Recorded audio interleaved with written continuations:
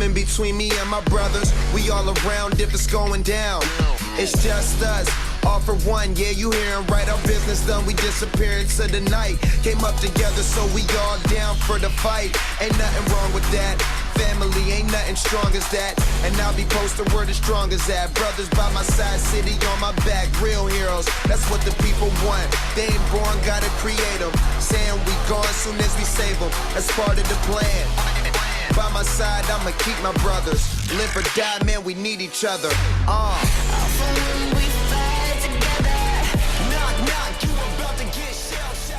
What is up, Rio Hondo football fans? It is officially week 2 and the third game of the season as Rio Hondo Prep travels not too far down the road to take on the El Monte Lions, who opened the season at Rio Hondo last year. And I would say, you know, the El Monte Lions looked a little shell-shocked. Let's try that again. Shell-shocked last year as the Cares came out, and we didn't know what to expect from the team last year, really. We knew we had an all-everything player in Ryan McCullough and a lot of very talented freshmen and some guys in between, but we didn't know what to expect. And the Cares really stepped up last year when they opened the year against El Monte. And I know that El Monte, you know, the way they looked last year, the look in their eyes, the coach's frustration, they definitely probably have revenge on their minds and are looking forward to defending their home turf against Rio Hondo Prep, who comes in 2-0 with victories over Francis Parker and Pasadena Poly, respectfully. El Monte is 1-1. They lost last week to Baldwin Park, and we will talk a little bit more about those two games. They did open their season with a 27-18 victory against Pomona High School. So we'll get to them in a minute. I will have a rules segment. Again, just a brief discussion on the rules here shortly, but we have a special guest today. We're trying to have guests on the pregame shows, either alumni or maybe some guys who are newspaper reporters or are involved in high school football some way, maybe an officiating friend of mine. That's kind of what the pregame shows are going to be. So you guys have something to listen to before the game, either the night before or on the way to the game, as we're trying to make a custom for everyone out there. But it's a fun time. I will say this about El Monte High. I don't know how great the parking situation is. I've only been there a time or two, but I do know that it's one side of bleachers.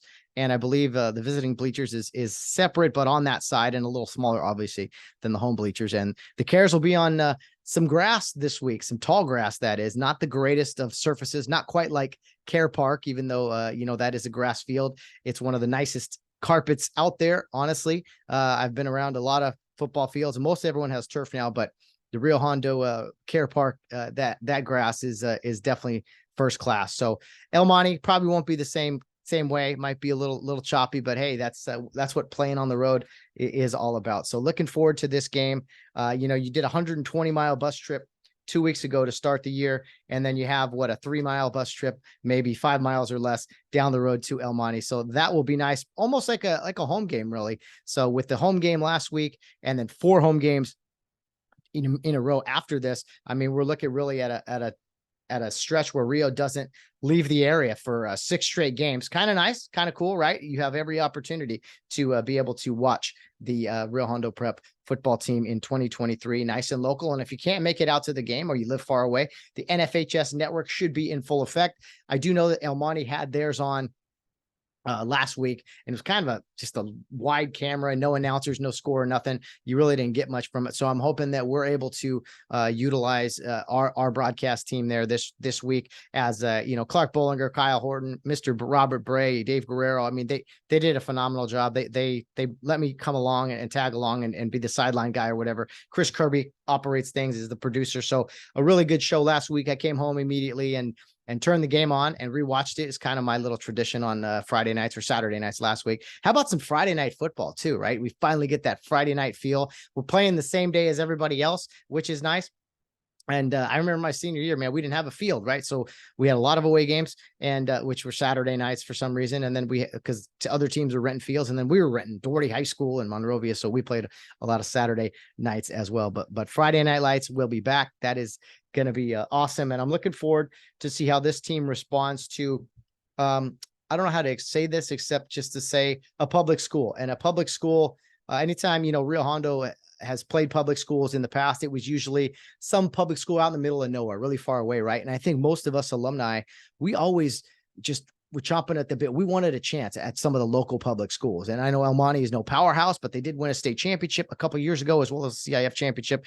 They were in the division that Rio was in 2019, and they were on a collision course, man, to see each other in the semifinals. And unfortunately, Rio lost to Harupa Hills, I believe, in the second round in a very hard-fought game. And then El Monte beat Harupa Hills and advanced to their first CIF championship in a long time. So that's a little history where the schools could have collided in a really big moment. Didn't get to do that, but they did get to meet last season at Care Park. And again, it was a Rio, I think 28-7 victory, if I remember correctly. I probably could have looked that up, but you get the gist of it. So again, I think revenge will be on their mind. No one wants to get pushed around by that tiny private school from Arcadia, but I think that's a strength of this year's team is their physicality. There's a lot of team speed out there, but the offensive line is fantastic.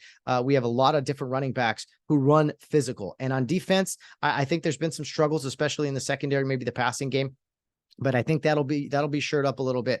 And I think Rio would get a lot of hybrid players, right? A lot of linebackers that could be linemen, and safeties that could be linebackers, and things of that nature. So you're going to see, you're still kind of learning the substitutions and exactly who fits on defense, as your 11 dogs, as Coach Carson would say. And I think the defense will get it turned around. They tackle very well, been impressed with that.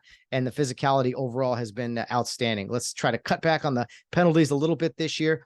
And typically with El Monte teams in the past, we'd seen a strong running game, and they used to run the ball every play and bunch everybody in. And now they've changed some things up a little bit.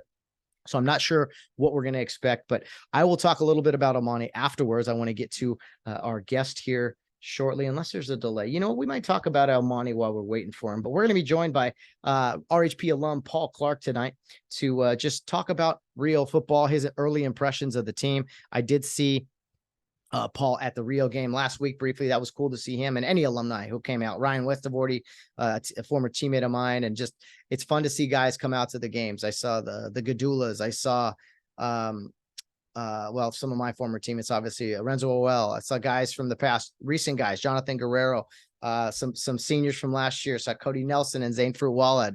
I even said hello to them. Was like, hey guys, the first year's the weirdest and the hardest, but after that you get used to being one of us alumni. So while we're waiting for Paul, though, let's break down El Monte a little bit. I mentioned their games from the past 2 weeks. They beat Pomona 27-18. They've had 2 home games already, so this will be their 3rd straight home game against us. They did lose to Baldwin Park 52-33, which is a little alarming. They did manage to put up some points still. So, I mean, to put up 33 points and lose is kind of a weird thing to even think about or say. So I don't even really know what to say about all that, but let's look, and I'll pull it up for you guys here. If you guys are watching on YouTube, might as well just bring you guys on board. Generally what I do is I kind of just look at some max preps here with who we are playing. And it looks like, let me see, the El Monte Lions. So rushing yards per game. Well, that's a single player. Let's look at their team stats first of all, since we actually have some, which is nice. Okay, team stats. Passing, they have thrown for, in 2 games, 275 yards. And they have, let's see, that's all passing. And then rushing, they have run the ball in 2 games for 620 yards. So that's eerily similar to me to Rio Hondo as far as the numbers go. Rio Hondo definitely is a run first team.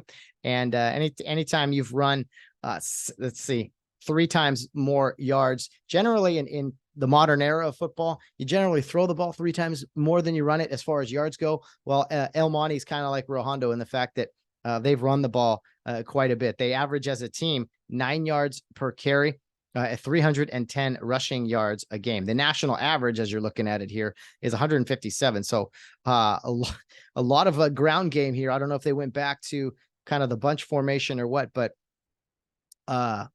6 rushing touchdowns on the season versus how many in the air versus 4 passing touchdowns. So again, 2 games. So they're averaging 3 rushing touchdowns a game and 2 passing touchdowns a game. So that says a little more balance, maybe. I'm not sure, but fumbles, three fumbles lost in 2 games. That's good to know. Maybe a slippery ball for Rio Hondo Prep out there, and can really take advantage of that. What about interceptions, turnovers? I want to get to that because I know Coach Carson's all about the turnovers. It's all about the ball, right?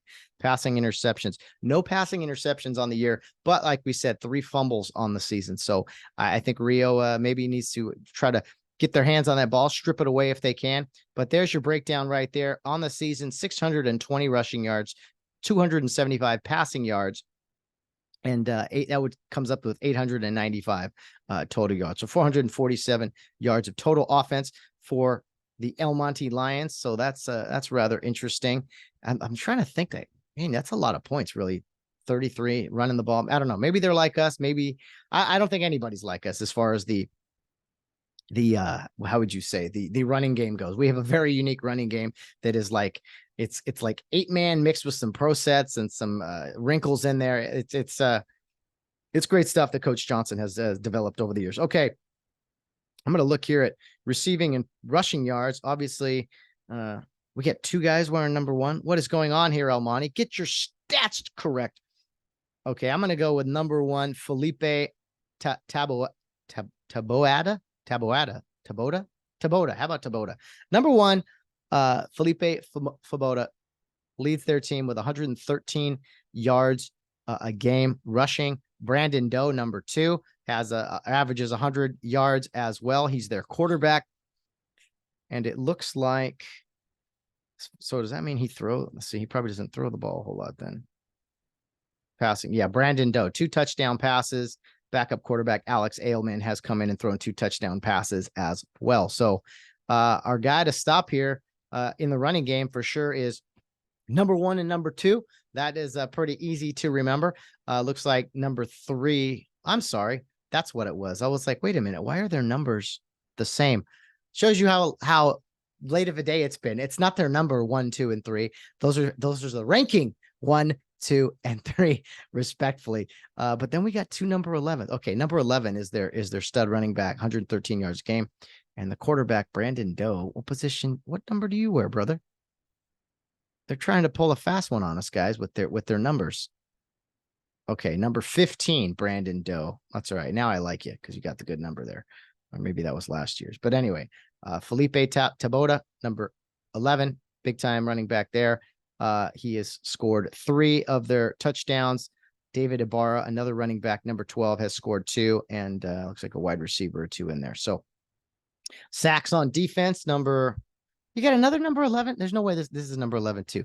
Okay, maybe that's on. You know what? Am I really messing this up? Rushing yards per game. It says 11, running back, inside linebacker. This guy says number 11. Is that how many they've had? This is not very clear as to what it is. Rushing yards per game. All right. I'm not going to do their numbers anymore. I'll look up I'll look them up, I guess, because these numbers are off. Anyway, we know the team stats. We know that, let's just click on him. Felipe Taboada. What is your number? Let me see. Number 22.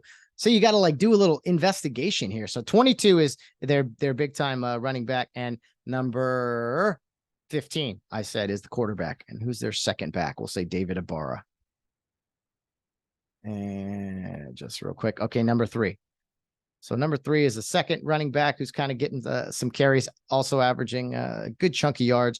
And number 22, Felipe Taboada, and their quarterback, Brandon Doe. If you remember last year, Rio knocked out not 1, but 2 of El Monte's quarterbacks, and it was nothing dirty or illegal, just Ryan McCullough and company really taking it to the El Monte passing game. So, I mean, if you're not going to block, I mean, you got to, bad things happen if you don't do that. So let's look at their roster now. You guys kind of see their run heavy team. I don't know why they gave up so many points on defense last week to Baldwin Park. Was this game by game? Game stats. This will tell us the tale maybe a little. Stats by game. Okay, so against Pomona, passing. Oh, wow, they threw the ball for 256 yards against Baldwin Park after throwing it for 19 yards against Pomona. That's odd. So 404 yards rushing against Pomona, and then only 216 against Baldwin Park. Interesting. Okay, so this kind of gives us a little better feel for maybe how the game, it sounds like maybe they got behind and just started throwing it more. I don't know, maybe in the second game. Just kind of a little preview there, just so you guys can see it. Total yards. So like most teams now, they know how to put up some points and put up some yards. So let's look at the roster here, maybe the front line, if you will. I always like going to kind of the offensive line, or the big guy positions, those guys in the 50s to 70s, just to kind of get a feel for the size we're up against. 265, 240, 240, 260, 240, 285. Number 71, Adrian Torres. Okay, big guy. Number 72, Victor Romero. 290 pounds, 77, and 320 pounds, number 79, Jonathan Perez, only a sophomore. Whoa. So their three biggest guys are sophomores on the O-line, maybe, or let's see, defensive tackle, offensive. Yeah. And then, so they got some guys in the 280s, 270s. So definitely some size with El Monte.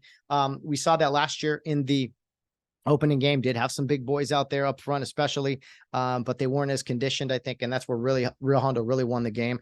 I don't think we're dealing with the line that we saw in the first round of the playoffs last year with Norwalk, line that was really physically dominant and just had a motor in him. So we'll see. Hard to tell without really seeing any film or anything. But I do think El Monte will come to play, and again, is going to have some revenge on their mind. A play that occurred in the game on Saturday night, excuse me, was Nate Curtis was flagged for a hurdling penalty. And I got the question on the sideline, hey, Matt, is that right? And, I was kind of like, yeah, kind of, I guess it's right, because hurdling is a call. It's called by a ball carrier who jumps over a player who is stationary, has I think it's 1 or 2 feet on the ground. So if a guy's like falling down or something, obviously you can jump over him. At least that's the way I read it. I understand it. But, a lot of these penalties in high school football, they all stem to that world famous word, right? The most precious word these days about everything, safety. So apparently it's a safety issue. And now I say it's kind of correct because, I mean, honestly, I don't want to say this, but I do want to say this. That was a penalty that was kind of like, hey, never call that. You should never call that. And I want to comment. I try not to bash the officials, but I have to comment on this because I saw this on Saturday night when they called the penalty. And I think, okay, by the book, yeah. Did Nate try to hurdle a defender? Yeah, I guess he did. But again, that's got to be really egregious in my opinion. And most of I've never called it in my 11, 12 years of officiating, but that's not to say that it doesn't exist. And so when they threw the flag, it was rather funny. We were always told as officials by the white hat, especially when we're younger guys coming up, they always said, hey, if you don't know the signal to what you're calling, don't call it. Or you don't know the enforcement either, don't call it. Because that means you're not fully invested. If you really, like, how could you call it? Like, for example, when a coach would ask, hey, what was the number of the guy who held? You'd be like, oh, I don't know. It's like, well, how do you not know? How did you see the holding fully and see the whole play if you don't know what number of the guy was? That's just an example. But so I noticed on Saturday night, as in real time, everyone was frustrated with the call, but I thought we got off cheap because it was a nice run by Nate, right? A big play. And the officials talked for a little while, and I could tell they didn't know what the signal was. And if you remember in the game, we've always joked, like, what's the signal for hurdling? Like, you just jump in the air, like do a little skip. And I could tell they were talking about it and didn't know the signal. And so if you remember, the referee, the white hat, he turned to this crowd and he just said hurdling, and he pointed to Rio Hondo. And so it didn't end there though, because I was like, oh, he didn't know the signal, or whoever threw the flag didn't know the signal. No one knew the signal. It's actually just a personal foul. It's a personal foul. It's not an unsportsmanlike conduct, which, again, terminology wise, we need to know what those differences in those. Personal foul in football is a physical act. It's a late hit. It's a unnecessary roughness, right? Unsportsmanlike conduct. Just listen to the words, by the way. Unsportsmanlike conduct is something you did that is non-football related. You flipped someone off or you taunted someone, right? So many times as fans, we get that backwards, and it's just like, that's a personal foul. It's like, no, it's not. He taunted the guy. That's unsportsmanlike. And in high school football, if you get 2 unsportsmanlike penalties in a game, you are ejected. And that goes for the coaches as well, which went in recently, I think a couple years ago. But let's see real quick. Yeah. Yeah. And anyone ejected in high school football, you miss the next game as well. So you don't want taunting penalties. I don't think those things matter too much at RHP, but sometimes when guys kind of are pushing and shoving, they'll make those unsportsmanlike conduct fouls because if it's an offsetting foul, you want it to at least count as something. Hey, this is number 75's first unsportsmanlike of the game and number 15's. So again, kind of a separate, we're touching on a lot there, but the hurdling penalty. So they didn't call it a personal foul, which it was. Again, a physical act, right? And then personal fouls, as you know, are 15 yards. They marked off the penalty 5 yards. So they didn't know the signal or the enforcement, which I found rather funny, but I wasn't going to say anything and correct them in our favor necessarily because I didn't love the call in the first place. So it's just one of those things you roll your eyes. Now, if we get hurdled sometime down the road this season, I guarantee you everyone's going to be screaming, that's hurdling, that's illegal. I would prefer those things don't get called. And I know everyone wants consistency. I know this. But I don't know. Sometimes some games with stuff like that, it's just like, all right. And I know I'm being really like, what's the word here? Political or whatever you want to say. Like, hey, if it's a foul, it's a foul. Well, I mean, we live in a day and age where it's like, letter of the law, spirit of the law, right? So that's a little insight into the hurdling penalty that was called the other night, and a little bit of personal fouls and unsportsmanlike. So real fans, I know the referee signals quite well. And if you don't, maybe we can learn them together. But one other thing I wanted to touch on, high school football related, since I kind of it's really any football related. And I've relayed that because we're talking kind of terminology things tonight, right? Talked about unsportsmanlike and personal foul, the difference in those two. And another one that gets thrown around a lot, a term that I think people hear and they use it and you know what they mean, but it just you don't sound credible when you say it.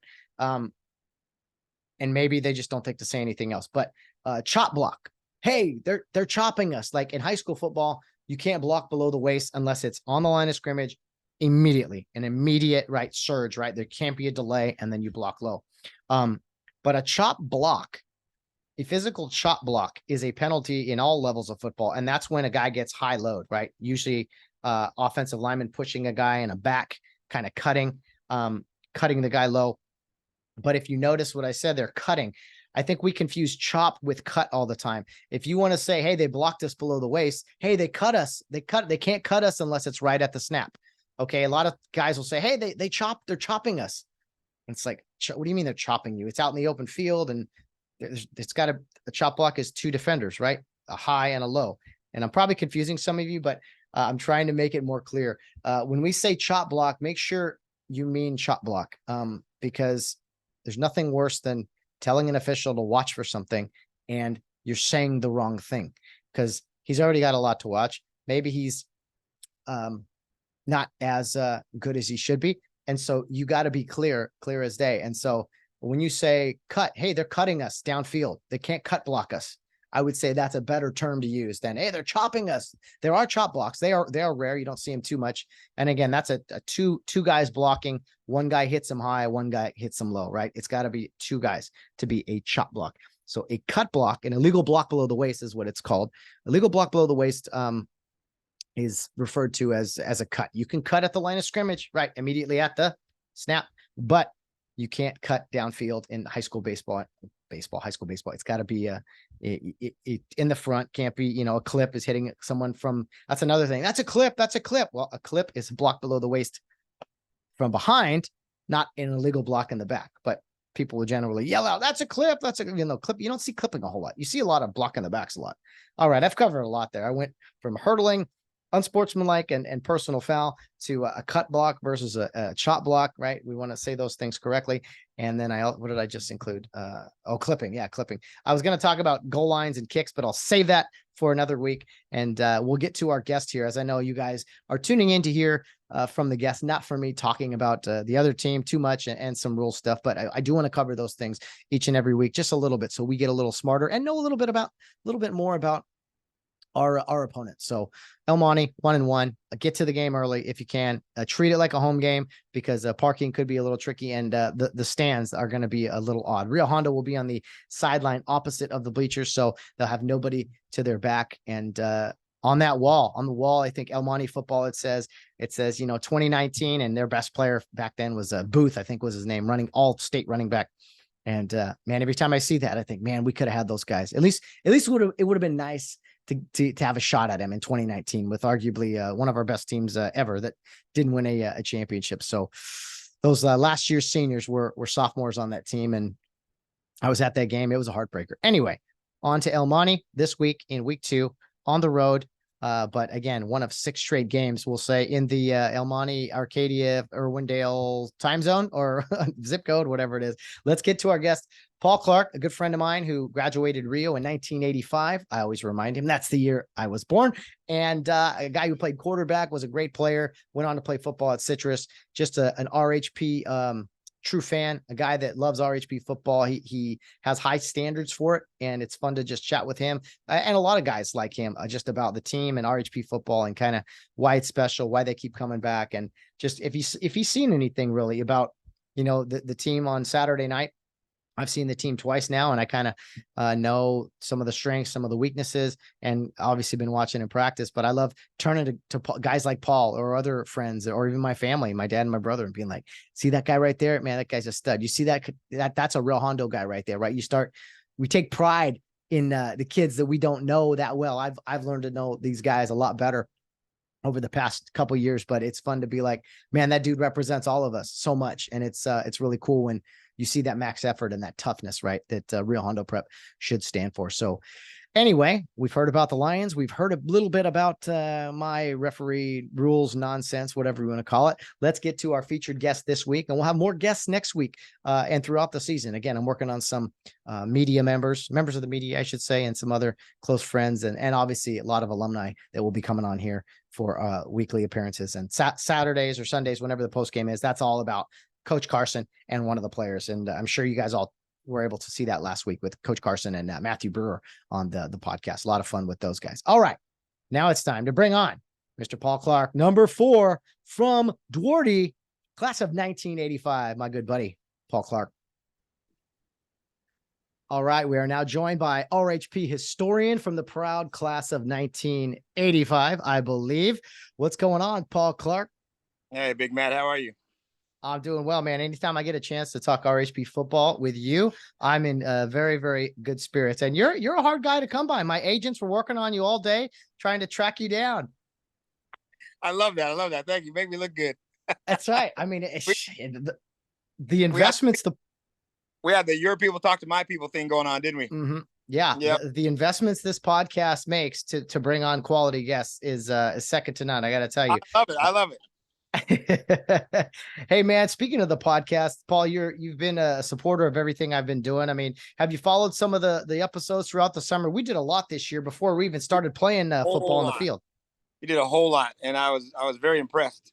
I saw a lot of your clips. I was not able to watch a lot of shows. I was super busy this summer.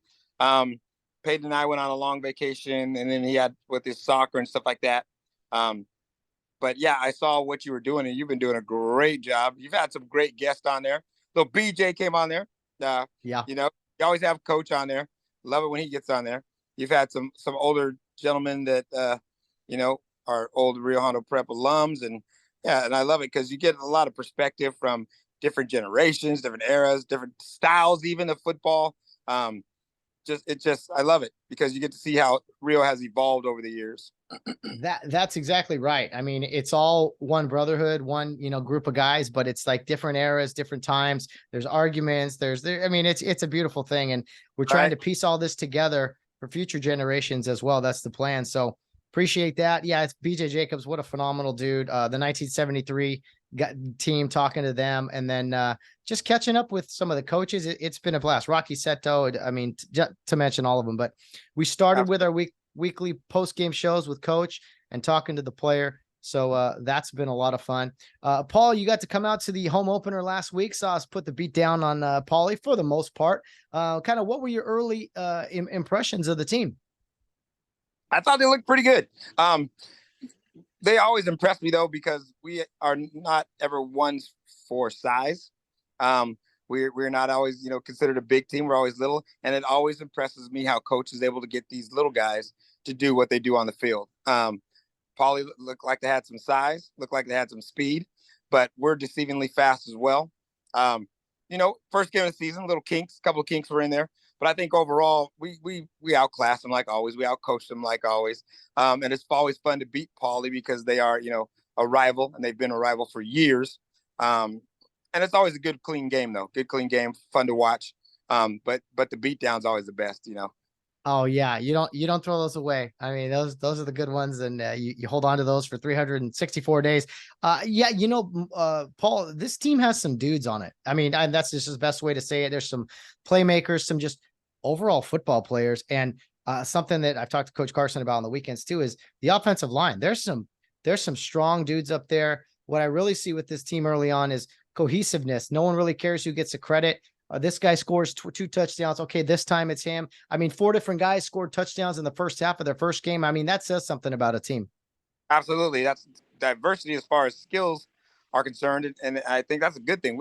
Rio Hondo is not always blessed with able to go to multi-talented people on the field, but it seems as if we are blessed this year with that. The offensive line, it only makes you happy even more because you saw how they were as freshmen and sophomores, and now they've just gotten older, and it looks like their maturity is starting to step up. You got some leaders that are stepping up out there. And I noticed Coach was doing a lot of substitutions, getting a lot of guys in there, which wasn't our forte. Usually, once you lock a position in, you stay in there the whole game usually. But I liked how he's getting them fresh, keeping them fresh legs, watered, hydrated, all that good stuff. But I think it's also because he knew we had talent to do that. Usually when coaches do that, they are just as confident in who's coming in for the starter as they are in the starter when they do that. When coaches don't do that, they're usually like, we can't go deep at all. We gotta go with what we go with what we got. So Well, sometimes I've coached before, and sometimes you turn to the sideline and you don't know who to put in. But in Mark's case, I think Mark has some depth. He's got some younger guys, even guys that can use some experience, some freshmen and types. But yeah, fresh bodies, and also this time of the year, you're still kind of figuring out who your 11 dogs are on defense. Who your go-to guys are going to be. So I think the challenge to the young men is there's still some opportunities out there if you make the most of the ones the moment you get on the field. Absolutely, I agree. I want to talk about someone specifically on the team, Paul, who you have a special connection to, Josh Taflinger, the senior tight end and linebacker who has really filled out as a senior. He's had a great career already and off to a good start as senior year. He actually coaches your son in Care Youth League, so you have a little added incentive to watch Josh closely on Friday nights. Absolutely. And you know what else I liked about him? Josh, not only did he stand out by having a phenomenal game, being a good-looking linebacker, he had on white cleats and the white gloves. I thought that was the perfect touch.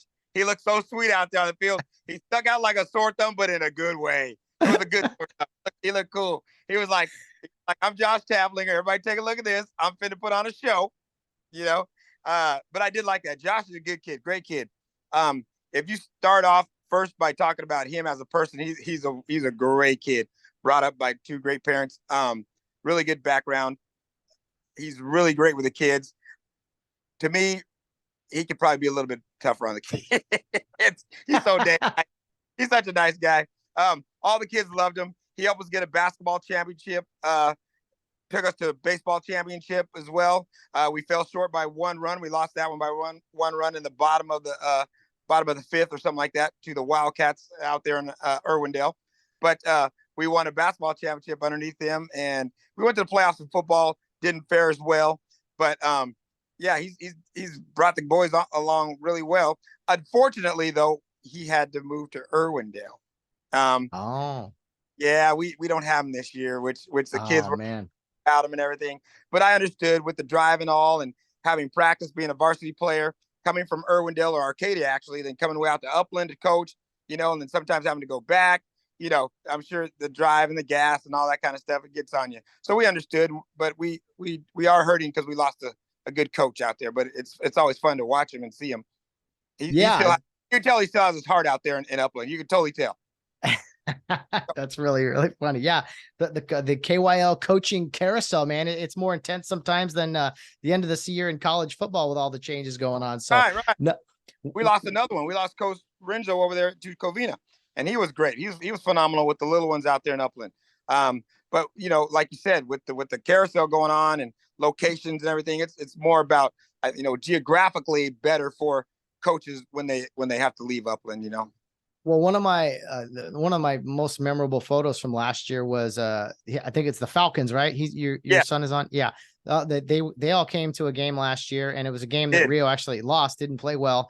And Right. Coach Josh, though, as the kids come to see you, had to put on a good face, took a photo with the kids after. And I thought that spoke volumes to kind of the tradition of, players at Rio who are playing for themselves, their families, the school, but also for the young boys to look up to them. Absolutely. That's actually how I, was bit by the Rio Hondo bug, if you will. Because I was started in Care Youth League, or it was called BCL when I played. That's how long ago it was. So sorry for aging myself. But we went to the Friday night football games as well because our coaches, also coached us. So when we go out there and watch these guys on the field, I'm also thinking that's what my son feels and his teammates when they see Coach Josh out there. Like, so when they went out there to watch that game, it totally reminded me of when I was younger, because they see Josh in his uniform. They see all the other guys in uniform, but they know Josh. You know what I mean? And Josh is on that field. He's their hero. He's a big time football player playing under the lights, and they're all pointing at him. Ooh, look at Coach Josh. There's Coach Josh. All the great time. And to take a picture with him afterwards, and he's got his uniform on and his cleats. And, and the kids like to emulate, older kids or even TV, whatever. But when they see that, how he spat it up, little things like that, the kids will take in. And I think it's all positive.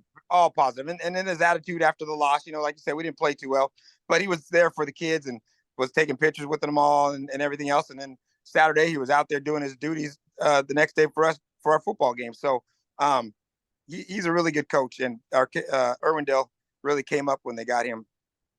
That's one of the consistencies with Rio Hondo players is that, win or lose, someone is always looking up to you, if you will, and how you carry yourself. And so it teaches you to kind of be that way for everything in your life, carry yourself the right way through failures and just keep your head high because someone's always watching type of deal. So who was the first guy it's a long time ago, Paul, but who was like the first guy you remember seeing in a Rio Hondo uniform, or maybe a couple guys when you were a little youngster? I saw a lot of them. So because I also went to the school, these guys are walking around on campus with their Letterman's jackets on and everything else. And like I said, we were looking up to them, but I could probably name the whole team, but there was Jim Hanna, Doug Walsh, Scott Weidman, Craig Klingman, Chuck Mariotti, Ken Fuller, Gary Shintaka, all of them walking around campus with their jackets on and playing with them and jumping on their back. How little kids do, jumping on their back, wrestling with them. Those guys had a huge impact on me and my class at that time playing football, and we just couldn't wait to get on the field and play like them. Scott Weidman, I've said it before and I'll say it again, though, he was the first one to have some swag down there at RHP. and you look at Scott now and you're like, no, he didn't have it. He had super swag. He was cool. I wanted to play quarterback in high school because of him. So, and I did, and it was fun. And he actually worked me out, one-on-ones when I was, the summer before my senior year. So it was good times, man. So if I had to say my dream coming up to play varsity at Rio, it worked out the way it was supposed to work out. Yeah, man, it's a cycle too. You go from the kid looking up to like junior high to being like, man, we're so close. And now you see these guys, and then before you know it, you're the one in those in those helmets and uniforms, and it's like, oh, okay, all right. Pressure is a privilege. Let's do this thing. So, right. I want to ask you, Paul. This week, Rio Hondo plays at El Monte, and although El Monte may not be a big time, consistent powerhouse in the area or anything. They did win a state championship a few short years ago. And, I think for all of us, at least in my era, and I guarantee in your era too, like these are the opportunities we all craved. We knew we were a small school and we compete with, all right, most of the private schools or maybe some public school out in the middle of nowhere, but we wanted a shot at the local teams. And El Monte may not be, say, Charter Oak or some of these other bigger schools, but I mean, what were your thoughts back in the day? Were you hungry to take on some local schools? Oh, absolutely. We were most hungry for Arroyo, though. I mean, we wanted Arroyo and Arcadia High School really, really bad. Arroyo, for one, because their kids were across the wash from us. We got a lot of flack from them. They'd walk home from school, whatever, and they'd say stuff to all the time.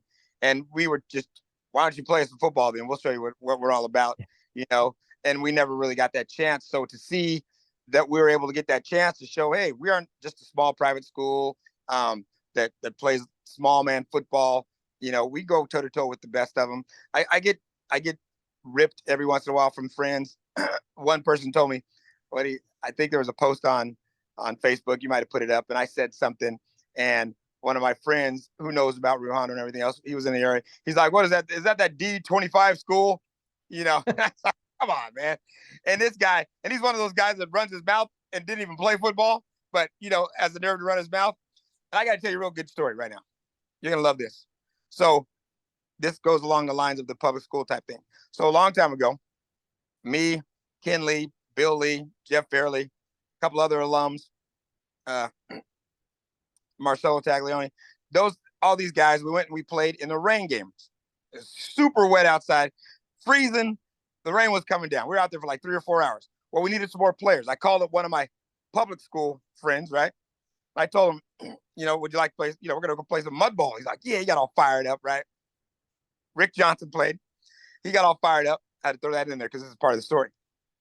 And we're coming out there, and I said, look, when we go out there, my school has a Christian background, whatever. Well, when you get out there, don't be all cussing and everything, dude. You show some respect. He's all, oh, man, we're going to be playing against some Christians. Oh, these boys don't know how to play. I said, look, we're playing some Christians. I didn't say they didn't know how to play football. He goes, anybody who's a Christian don't know how to play no football the right way. I said, okay, all right. That's all I did. I said, okay, all right. So he was on my team because he didn't know anybody. So I purposely put him on my team, right? I wanted to see how good, running his mouth. I think he went to Marshall Fundamental or whatever. Thought whatever. Marshall, anyway, they suck. But I threw him a pass over the middle, right? Rick Johnson comes across the middle because he was playing linebacker on the side.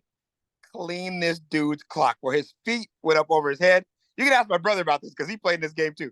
His feet went over his head. The ball squirmed up in the air by like 25 feet. Came down flat on his back. Mud, water, wet.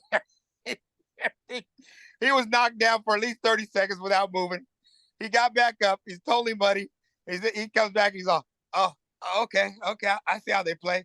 I was like, you all right? He said, yeah, I'm good. I'm all, okay, we're going to run that play again. He said, I swear on everything I love. He said, no, I'm good. I'm going to play center the rest of the game.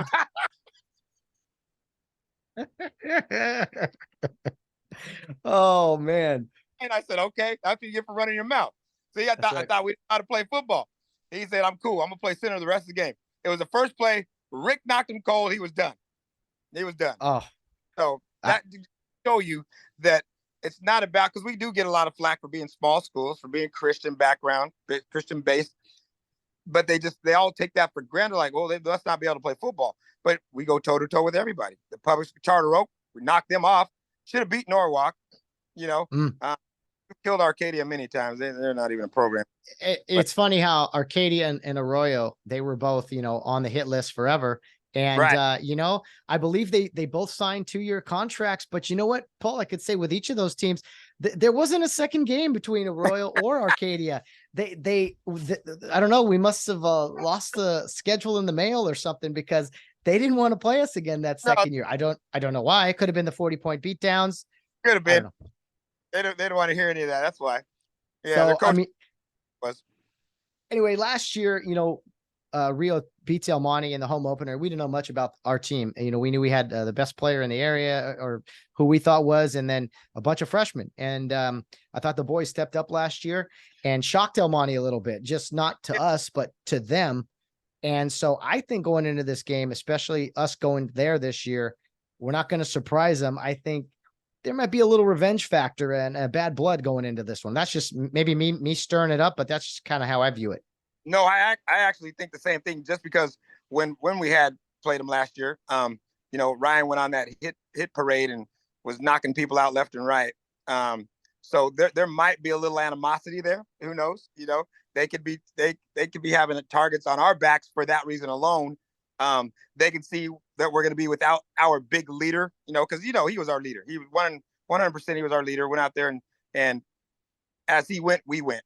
So now it's pretty much who's going to step up and take that role, or who's going to be that person who brings that type of intensity to that game. I think that's part of what we're going to need throughout this whole season, actually, because a lot of kids, when you look up to a certain player, when that certain player puts off that persona or that prowess of how he is on the field, and you roll with them, when they leave, somebody's got to take that role, and I haven't seen it yet. I did not see it against Poly. I just saw a really well played game, really well coached game, but I didn't see a player out there that was doing that type of work on the field. You know what I mean? Yeah, I get what you're saying, and I think maybe just to kind of counter that is that maybe this team, just again in the young season, there's so many different guys that contribute.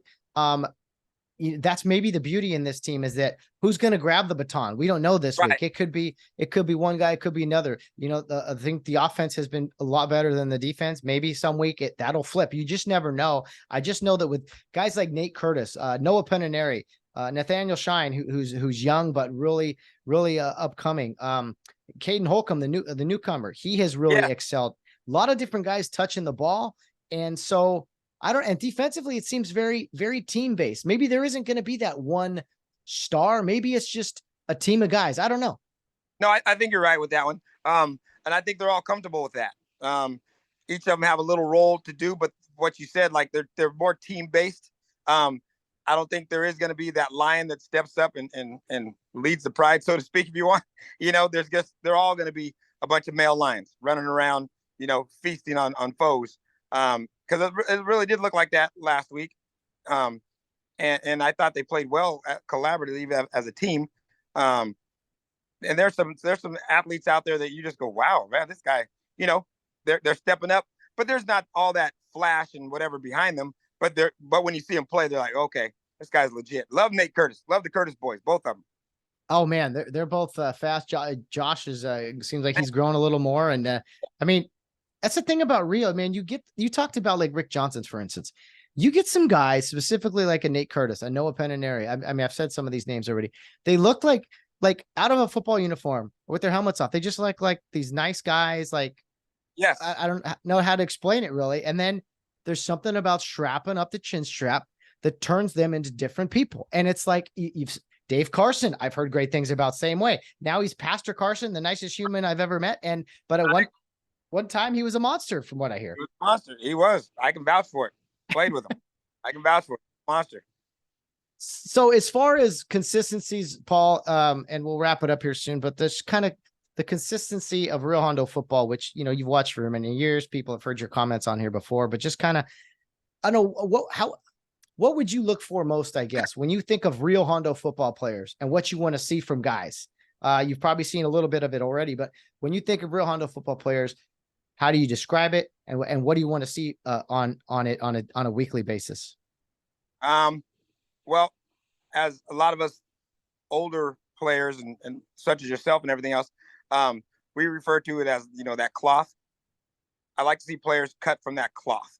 If you're cut from that Rio Hondo Prep / Carry League / BCL cloth, and you could even be somebody that really didn't come up in the program, but if you have even a remnant of that in you can do so much more than what necessarily you look like outwardly, athletically, you know what I mean? And that's how Rio Hondo goes toe to toe with some of these bigger schools that should be rolling us off the field. We'll take what we have, but when you're cut from that certain cloth, there's just a little bit extra that I don't know. I can't even explain it, to be honest with you, but that's what I look for in players. So we were watching a kid the other day. He's in the program, Carey Youth League, though. And he wasn't a big kid. He wasn't the most athletic kid, but he had enough talent.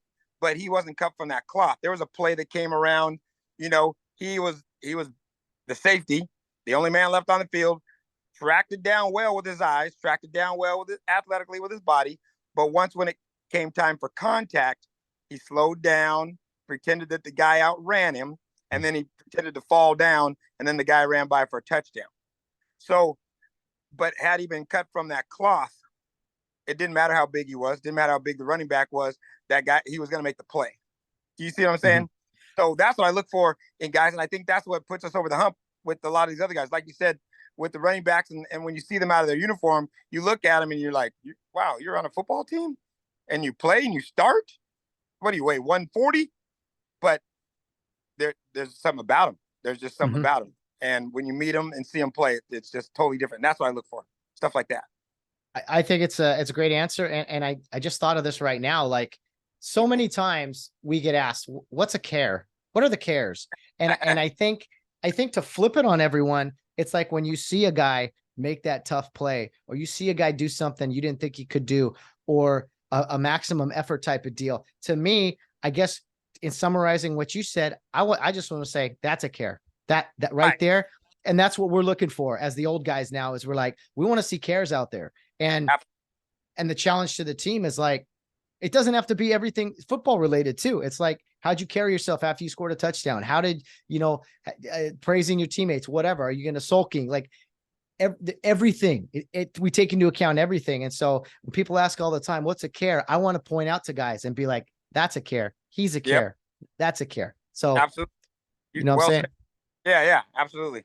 Man, so we got a fun stretch here, Paul. The El Monte game down the road from Rio, and then 4 straight home games. So 6 kind of games in a row, really, in our venue, if you will. It's a fun time to get out, and to the alumni who maybe don't get out as often as you or others would say, man, how do you rally these people and get them out to a home game here, that they got plenty of opportunities? I ran into a few after the game. And we started talking about it, try to get a bunch of alumni, didn't matter when you graduated, but together and try to come all down and root the guys on.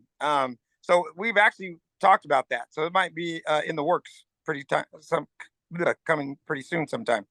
Oh, I love it. I mean, these guys got enough pressure with the little Care Youth League kids looking up to them. And now we got all those alumni, taking notes on every little thing they do. I never did that. I wouldn't. Yeah. You're right too. You're right.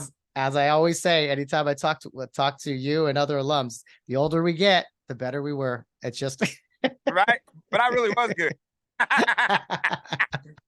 Oh man. Well, man, this is always fun, Paul. I hope to see you out at a few more games.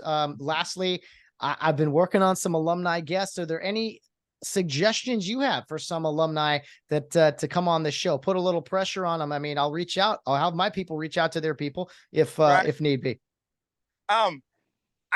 Maybe you have, but I haven't seen it. I would love to hear Dave Guerrero get on there. Mm-hmm. Okay. I'd love Dave Guerrero. Dave Guerrero.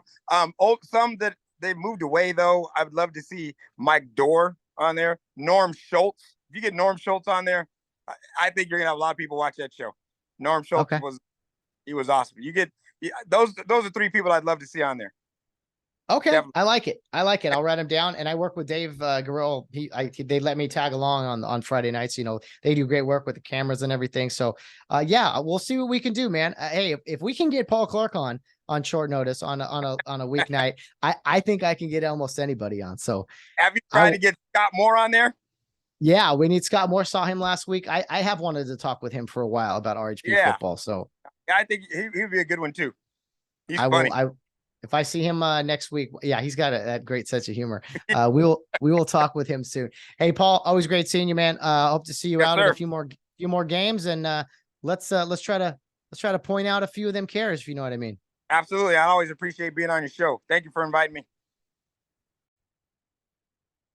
Well, always great catching up with Paul Clark. Every time he comes on, we share some laughs. We talk about the good old days and look forward to some future good days. So always great chatting RHP football. And I do look forward to chatting with a few more people here on the podcast. Some people have thrown ideas to me. Hey, what about this team or that team? And it's kind of like, Yeah, it's hard to coordinate sometimes. I do my best to keep this thing consistent. I did do a few group podcasts throughout the summer because there's a little more time for that as we're building up to the season. So for now, I'm trying to just do one guest at a time, but who knows, if I find some energy, some time, maybe I can coordinate it and get, I don't know, 3 or 4 guys on. But for now, just kind of want to get this rhythm going of pregame show, little information about the upcoming game, maybe some rule topics, and then a quick little conversation, 20-25 minutes or so, as you just heard me with Paul Clark there today.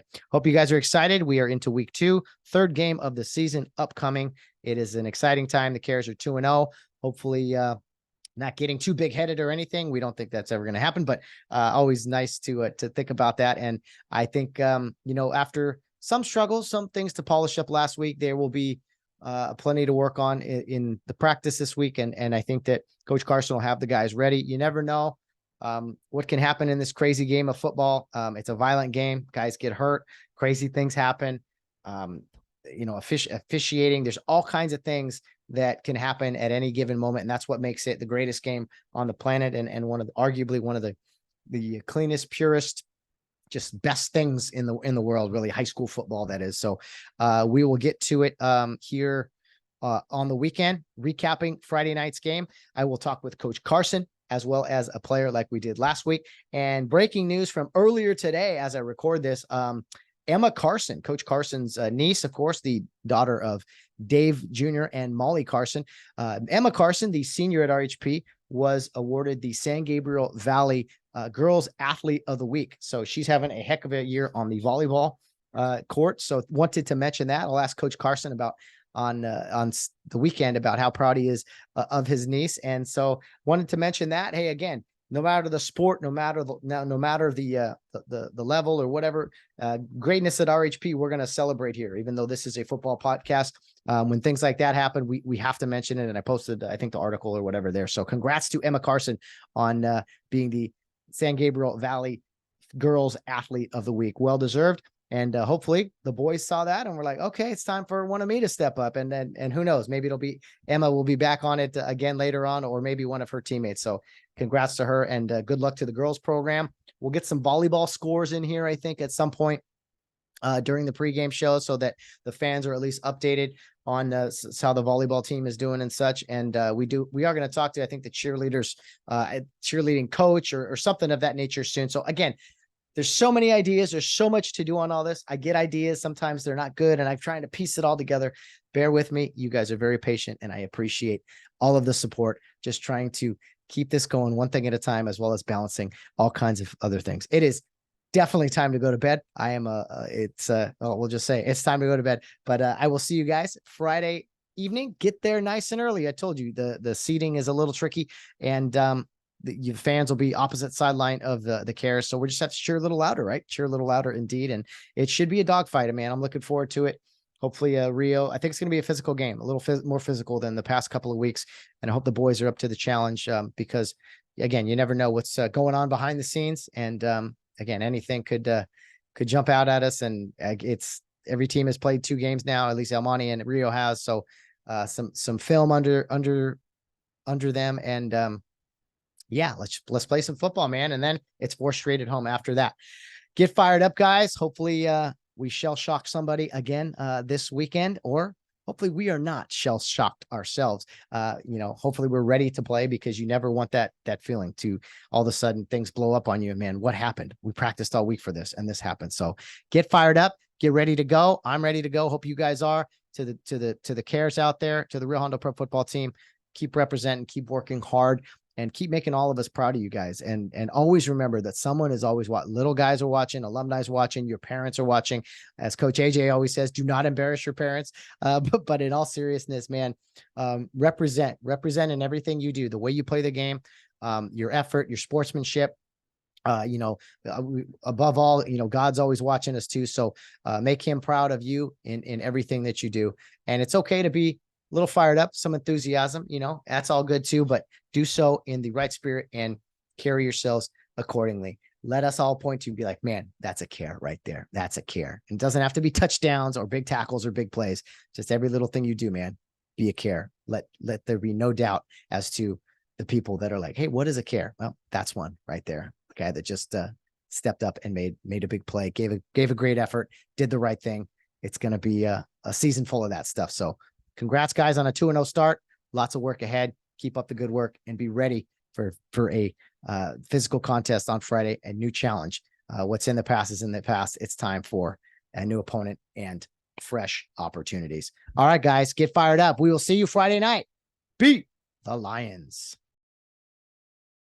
We all we ever had, we all we ever needed, and we undefeated. We be going hard and make it look easy. Give me the whole pie, real cheesy. I told your girl no, but you might not believe me. She taking pictures for me, told her smile for me. Pass her off, I'm a real team player. Bandana on my face like a gangster. Knock, knock, you about to get shell shocked. Knock, knock, you about to get shell shocked. Knock, knock, you about to get shell shocked. Knock, knock, you about to get shell shocked.